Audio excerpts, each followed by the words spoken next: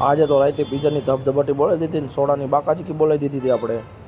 હા કે ભાઈ હું શું રાવે કામળે ના. તો જય માતાજી બધા મિત્રોને સ્વાગત છે એક નવા મિની બ્લોગમાં. બપોર પડી ગયું હતું ને પછી હું જમવા નીકળી ગયા હતા. પછી બપોર આપણે જમી કરવીને બહાર આવી ગયા હતા અને જતા હતા આપણે દેવસી બાજુ, કેમ કે ત્યાંથી આપણે 135 પકડીને જવાનું હતું લાલ દરવાજા રખડવા બાજુ. એટલો જો બાજુ બે ગયો હતો ને એટલો બે બાકાચીકી બોલાવતા હતા ને એક ગેમ રમતો હતો ફોનમાં બેઠો બેઠો.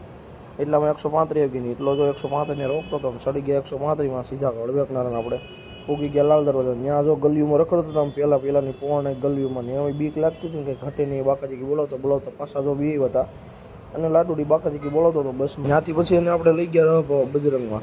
ત્યાં બેઠો બેઠો અણી કાઢતો હતો. એ કે ફુવારા જોરદાર છે કે આવા આપણે રૂમમાં ફિટ કરી દેવા. એ રૂમમાં બૂમમાં ન હાલે, તું અહીં ફુવા વીએ છે મેં એવું લાગે ને તો. એટલે આ લગ્નમાં ઘણો ક્યાંથી એવું એ ઘણો નથી, ડેંડો છે ડેંડો એ ઠીક. પછી તો લાલ લોઢું કાઢીને નીકળી ગયા આપણે રખડવા, કેમ કે ભાઈબંધ એવો હતી કે હાલો રખડો. મેં સારું હાલો જાય. એટલામાં જો જોલીને રુદોબી મળી ગયા તો ડોન આવ્યો તો સિટીમાંથી રખડો આપણી ભેગો. ભાઈ કંઈ ઘટે નહીં. એ કે લાગી છે ભૂખ. પછી હું હોય એ ગયા સીધા પીઝા ખાવા. ત્યાં જો બગબહાટી બોલાવી દીધી ને બાકાચીકી બોલાવી દીધી.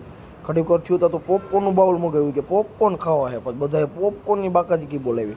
કાંઈ ઘટે નહીં. આપણે હોય ત્યાં થોડું કંઈ ઘટવા દઈએ એમ થયું. ત્યાંથી પૂગી ગયા હોસ્ટેલ અને પછી હું હોય અંદર તો જવું જોઈએ નકર અંદર નહીં કરવા દે. કાંઈ નહીં સારું હાલો કોઈ જાય ત્યાં સુધી બધાને તમને રામીએ